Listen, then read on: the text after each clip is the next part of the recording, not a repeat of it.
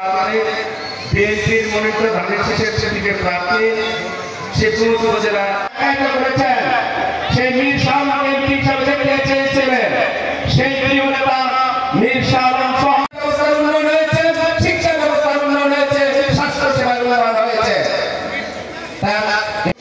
আমাদের গোলাপ চাচা সাবেক সভাপতি তসলিম উদ্দিন কবরস্থান দিলে 60 লক্ষ টাকা বরাদ্দ দিয়েছে, যেগুলো টেন্ডার হয়েছে। আগামী হয়তো 15 দিন থেকে 1 মাসের মধ্যে কাজ চলমান শুরু হয়ে আব্দুল লতিফ, মহিলা দলের সাবেক সভাপতি মরুম জাহানারা বেগম, আমাদের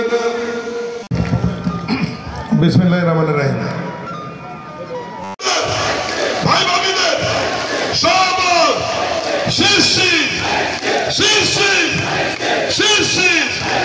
সবাইকে অসংখ্য ধন্যবাদ। সুন্দর আয়োজন করবার জন্য পিরব ইউনিয়ন বিএনপি নেতৃবৃন্দের প্রতি কৃতজ্ঞতা জানিয়ে সবাইকে আমার বিএনপি এবং ধানের শীষের পক্ষে থাকার আহ্বান জানিয়ে অনুরোধ জানিয়ে আমার বক্তব্য শেষ করছি।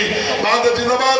শহীদ জমরক দেশনেত্রী বেগম খালেদা জিয়া, জনাব তারেক রহমান, ইউনিয়ন বিএনপি পিরব, শিক্ষক বিএনপি এবং ধানের শীষ জিন্দাবাদ। আসসালামু আলাইকুম।